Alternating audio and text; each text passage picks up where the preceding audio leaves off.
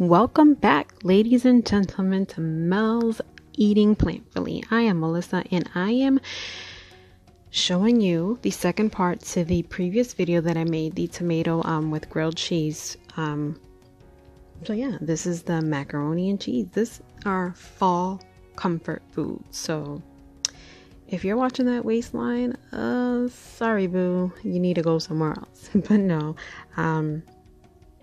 I'm actually boiling what I was showing you and signaling to on the other side, on my left side of me, was a pot of raw cashews that I am boiling. I'm boiling for 15 to 20 minutes just to soften them. You can go ahead and soak them overnight, but I just prefer to boil them and take the easy way out. I don't know. I just really can't tell you why I don't like to do that in advance. I just prefer doing it right then and there, and I get it, the consistency that I know it's going to be, rather than soaking in cold water, if that makes any sense. But anyways, I was a bit ambitious with this cheese sauce, so yeah, I'll be getting 3 recipes out of this, at least 2 macaroni and cheeses and at least a nacho video, which I'll discover a recipe for that or make one up along the way, and yeah, we'll work it out together. So I went ahead and peeled my carrots and my potatoes, cutting off the ends to the potatoes. Listen to me, I can't talk today. Melissa, get it together, girl. I gave the carrots a rough chop, nothing neat because everything is gonna be boiled and blended in the either food processor or blender, whichever one you have available. And given the potatoes a rough chop, you do want to have your vegetables almost the same size, just so they can all evenly cook together. I started the pot of water with cold water, and then once I added the potatoes and the carrots, I did cover it and boil it, so everybody again boiled evenly. And yeah, during this time the cashews had finished boiling, so I went ahead and drained them and I set them aside, as you see right here. And in the next pot over are my potatoes and my carrots for the cheese sauce that are going to be boiled again until they are fork tender. I'm getting a little annoyed here because I couldn't find a carrot, just to show you guys, and there I found it. Okay, so I'm happy now. Yep, I found her. So I'm going to go ahead and let this boil again till there's fork tender. So I've already drained the potatoes and the carrots. I'm going to reserve a cup to 2 cups for this recipe. And that's just to get things moving away in the blender. And it's also for the starchiness of it. You can use almond milk if you want to. Again, but that's like towards the ending of it. And again, that's by choice. You don't have to. And by the way, hi, I'm Melissa, and I am clumsy. I can admit to that. I'm just picking up every little bit of piece of what I dropped because my counter is clean, number 1. Number 2, girl is balling on a budget. So yeah, I am picking up my mess and putting it where it belongs, in the blender.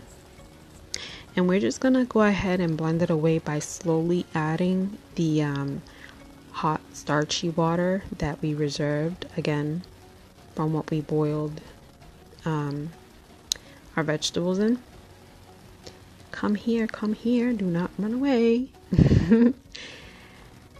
So yeah, you can go ahead, you can start this at a pulse, at a low, and then get it going from there. But like I said, first we're just adding the potatoes and the carrots first, and then we'll move on to the cashews once we have a bit of a blend and a little bit of a situation of everybody going down and dancing in there real quick. So yeah, I have a spout on the side of my top to my blender, so I'm just adding the liquid from there, and I'm just basically eyeballing the consistency and how much more liquid I'm going to be needing to add. So yeah, right about this point, I'm going to go ahead and add the cashews. Again, that was a 9-ounce bag of raw cashews that I boiled for about 15 to 20 minutes. And I am going to tell you, for this cheese sauce, it is going to have a nutty background to it, like a nutty taste in the back. But once you balance it out with the seasonings, like, you'll be fine. And of course, it's seasoned to taste. I added a tablespoon of paprika, a tablespoon of turmeric, a tablespoon of onion powder, and a tablespoon of garlic powder, and about 2 to 3 cups of the nutritional yeast, which is a vegan's best friend, because that is the closest that you are going to get to any powdered form cheese. It's basically like the Parmesan of cheeses. You can find it at your local grocery store. It's not hard to find at all, really. At this time, it's a little bit not moving for me, so I did end up using almond milk towards the ending of it, and it's just amazing when I opened it up, because it was like being in the clouds in an airplane, and just, oh my god, heavens to Betsy's. This creaminess and this like color just wowed me. I think I did pretty good. Pat him back. And there you go. There's your mac and cheese sauce. Again, you want to season to taste. You can always adjust the seasonings, and of course, you can add black pepper and salt to taste. I am going to be using, of course, my Earth Balance vegan butter. I'm going to add about 2 to 3 tablespoons into my pound of elbow. I bought, I think it was whole wheat. Yeah, it was whole wheat elbow mac, and it was a pound. And I just went ahead and put in and stirred in 2 to 3 tablespoons of the vegan butter, and just melted that in there a little bit to get things going and to incorporate the cheese sauce in it. I just added a lot just to make it extra creamy, and because it just I don't know, it was so creamy that I just really couldn't, I can't even describe it. Like, you just have to taste it to just be like, damn, like, this isn't bad at all.